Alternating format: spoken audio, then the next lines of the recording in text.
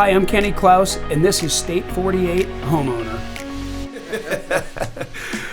Hey everybody, and welcome to the State 48 Homeowner Podcast. And it's time for our first market update for 2024. And we've got here Kraig Klaus from Klaus Team Real Estate Solutions and Steve Farrington from Unity Home Loans. How you guys doing? Awesome, Scott. How are you, brother? I am groovy.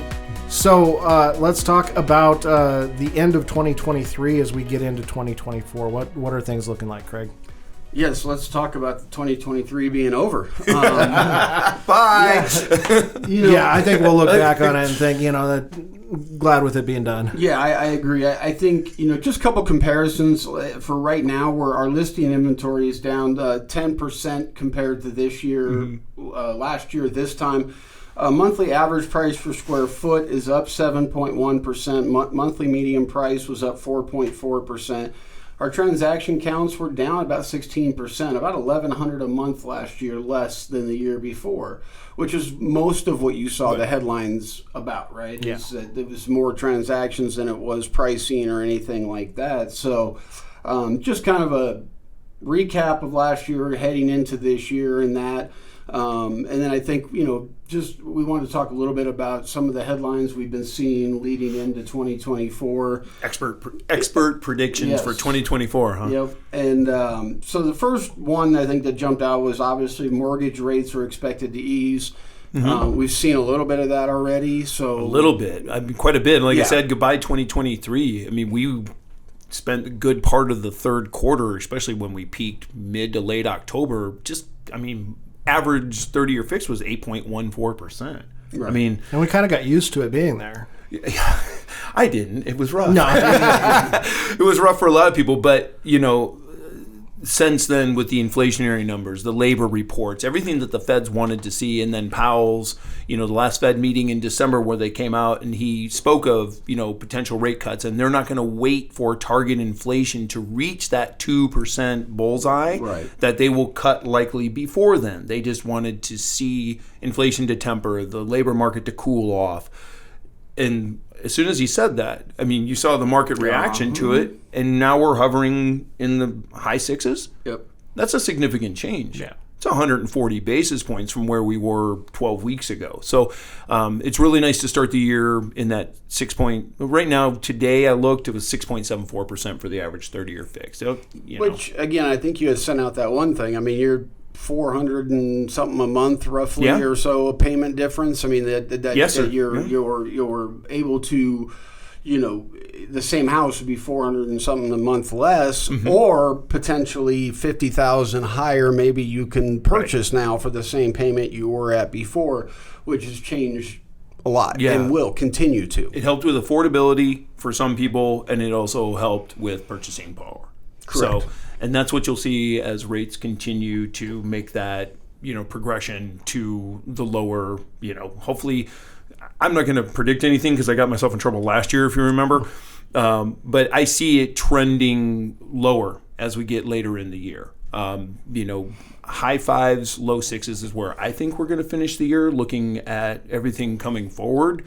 But, like we talked about, things change. Powell came out, made those comments. The market loved it. Rates dropped. Everybody was super excited. And then all the other Fed presidents came out and said, whoa, this is too much. Right. I never promised we're going to do rate cuts. I don't see inflation coming down. It's like, Yeah, and I think they saw the reaction being so positive and jumping the gun that they felt like they needed to put the brakes on a little bit because, they don't want it to come back early in that. So, Well, we also have economists all over the place that love to have a microphone. yes. Yep. We have a lot of news outlets and understand what is the goal of news. It's not to give us news. It's to Get some make us, eyeballs, right? Yeah, it's to keep us coming back. And everybody that's out there with a microphone has an agenda, and right now we're in an election year. Yeah. And so we have to keep that in mind, that everybody wants to keep everything in limbo. They want to keep everything with a sense of uncertainty because they want you to go to the polls. They want you to get excited about candidates. And so that's what we're going to see over the months ahead is a sense of uncertainty. Yep. Yeah, it's going to be an interesting 11 months in a lot of different ways, that's for sure. The Klaus Team is different. With the Klaus Team, you have someone on your side. Where you live and make memories is important. We have more unique strategies than anyone else to help you accomplish what matters most to you. We can help you with traditional real estate as well as other options such as our lease purchase programs. We can help you buy first then sell, and we can bring you instant offers.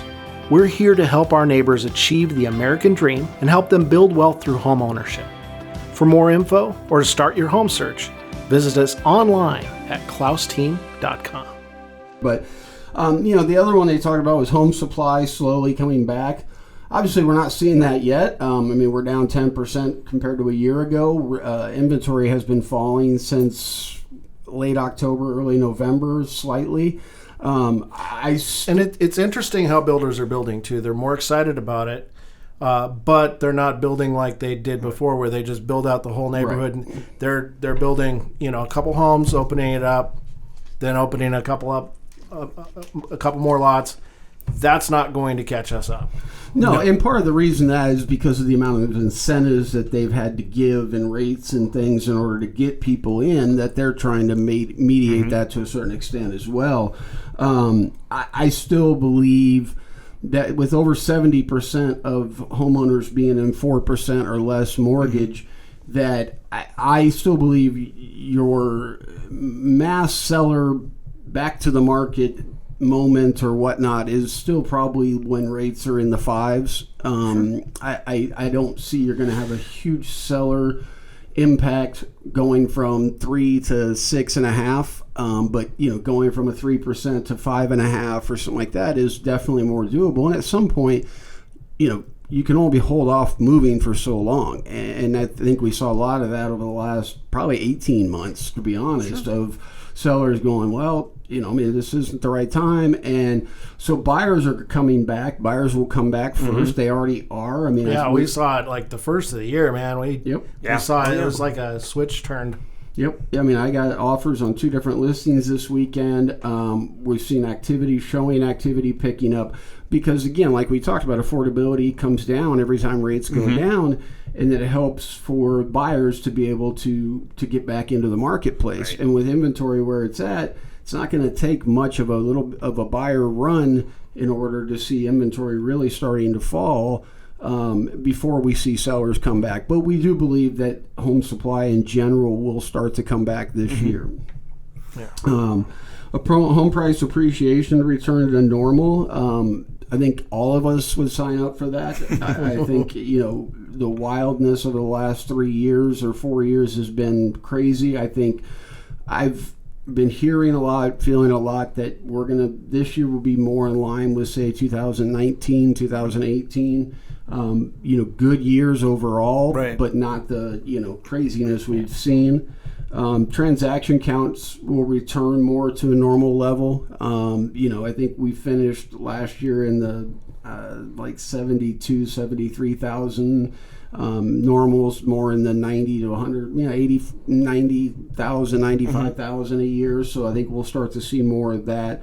CoreLogic expects prices to rise about 2.5% from November of last year to November of this year. I think locally we'll see higher than that. But again, that's a national thing. So yeah, and when you've also got to remember, like with that buyer demand, just looking at the statistics of it, is you have millennial demand. It's coming. That's the largest generation to date in the history of the U.S. is the millennials, and they're becoming of age, that magic age of 32 to 35, where most first-time home buyers, and of course that stat's grown as we've gotten into the 90s, the 2000s, the 2020s. And their goals have changed too. We talked about 10 years ago we talked about how millennials just weren't going to be homeowners. Yeah. And now we're saying that that was wrong. 82% of them, that's one of their top goals is to own a home. Well, and I think rents are starting to come down a little bit, but with rates coming down, it brings affordability back long term into buying, because we always say, how certain are you that your landlord's not going to raise the rent every year? How certain are you that the landlord's going to continue to make the mortgage payment and not go into foreclosure? How certain are you that the landlord doesn't decide just to sell one day? And so a lot of those uncertainties coming out of what we just came out of the last 3 years is going to force them, as affordability comes back into line with rates coming down, back into home ownership. And I think talking with agents on our team and agents in the Valley in general, there's a lot of pent-up buyer demand.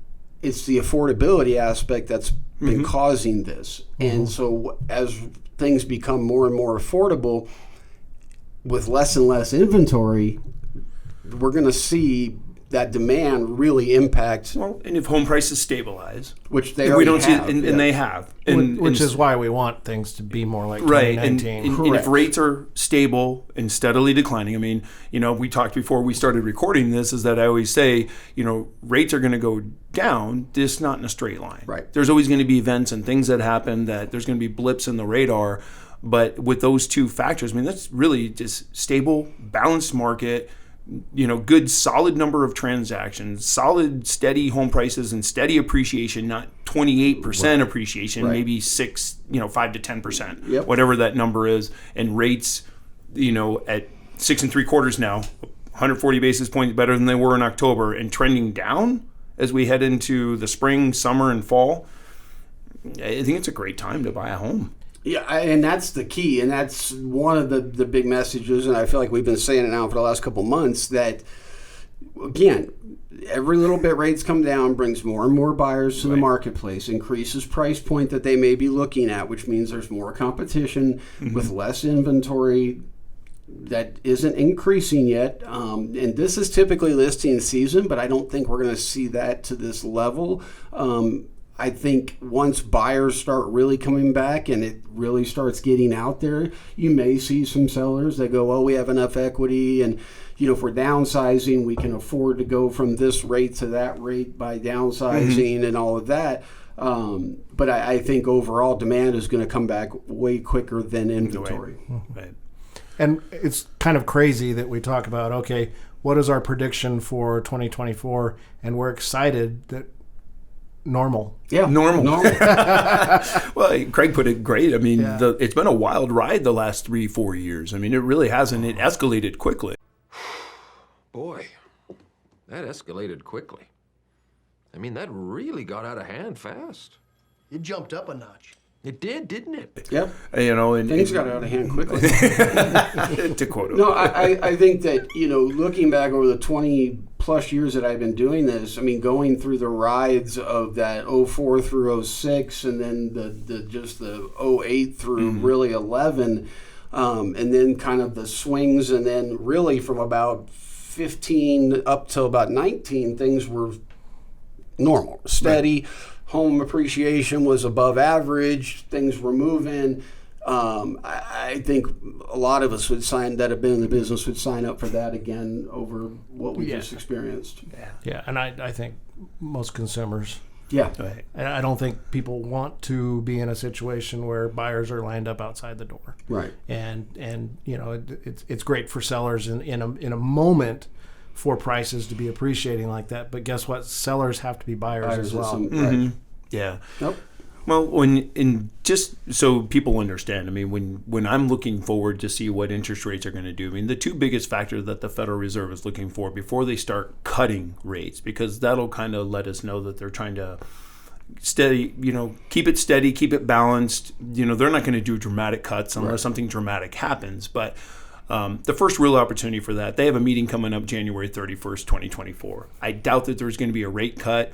There's the naysayers out there like, they're going to raise interest rates because we may get a little bit higher in the consumer inflation data that's coming out the week before. I doubt it. Right. I doubt that they're going to raise rates. They'll probably hold steady. That March meeting is probably the first one that they have a real opportunity, March 20th. To do a rate cut. And I think that was like 65% right now is betting 68%. On the lines are moving in Vegas for the economists betting on it. And then the next meeting after that is May-June meetings. They really ramp up in the summer and they go every month for about 3 or 4 months. That from May through the August meetings, there's a 100% chance that they're gambling on that they're going to cut interest rates. So, and that number I think is going to move up as we get closer to that March figure. Yep. But again, that rate cut, it's just a Federal Reserve rate. But what it does is it adds confidence that, okay, they believe inflation's under control. Because those are the two main factors that the Fed's looking at. As long as inflation is stable, we don't have those dramatic rises, even some of the dramatic drops. And that's going to continue to come down because, like you mentioned, home prices have stabilized. Rents are stable. We're not increasing as dramatically as we were, those shelter costs are now starting to come out of the inflationary numbers, which will bring that which will bring it lower. Gas has come down dramatically. I think we've recorded some over the summer. We were, afraid we were going to hit $5-6 a gallon. Right. As long as that comes out, and then the next biggest thing is going to be the labor market, and that's what the Fed's really looking at right now is inflation and the labor market. And they're not. I talked to one agent the other day, and she was like, "So they want high unemployment before they'll start doing rate cuts?" And I said, "No, what they want is the labor market to cool off, Stable. Right? And that with a stable employment and Stable employment. What was the other one? There are two mandates: stable employment and inflation. Target. So that's really the biggest thing is that. So yeah, unemployment may tick up, and we're 3.7, 3.8%. We're under 4% for unemployment rate. It may tick up to like 4.1 or 4.2, but that's still dramatically historically low. Yeah, exactly. For unemployment. So that's what the Fed's looking at going forward, and that's when they'll start cutting rates, and I think they'll really ramp up in the summer and just kind of do quarter to half point hits as we get, and then they'll get to. And as the revisions come out to the job numbers, and they realize the number of people working 2 jobs is like higher than it's ever been, and things like that. So that it's behind the numbers that are actually what they need to see. Yeah. Hey everyone, this is Kraig Klaus with Klaus Team Real Estate Solutions. We know there's a lot of confusion in today's market, whether it's billboards, TV, radio, mail. Everyone's trying to get your attention. They offer one lane, where at the Klaus Team, we have over 20 different programs. We can help you navigate through to find out what's best for you. And remember, we work for you, they work for themselves. We're here to represent you and make sure you have the best experience possible. Visit us at klausteam.com/call us first. All right, last question. Is there any reason for buyers to put off buying? Outside of their own personal finance thing or whatever, no. I mean, you're waiting for what, I guess would be my answer for my question. I agree. Well, the top 2 answers to that are if rates are going down, they're going to go lower, and home prices. There's still that percentage of buyers out there that are like, well, home prices are still going to come down. I don't know about the crash, but that's if you're waiting for that, rates are going to trend down. But you just mentioned it. That's going to every time they tick down a little bit, buyer activity, so more competition. Well, and if your home is worth even 5% more in December than it was in January, right, and you waited until December for rates to get a 5 in front of them or a low 5 or whatnot, you actually lost money because you lost that equity. The home price is higher, so the difference in the rate payment isn't any better. It isn't any just better. Spend another 11, 12 months of throwing money away on rent. Well, and if other people are waiting for rates to get to a certain decimal point, what's going to happen when they do? And inventory, and like you said, inventory's going to probably stay where it's at for a little bit. Well, and then there's your basic economic principle of supply and demand. Yep. So if demand comes back and supply is stable, it doesn't increase dramatically, but demand does, then you're going to see prices start to escalate a little bit. Even if rates come down, it's going to cost you more. So to answer your question, no.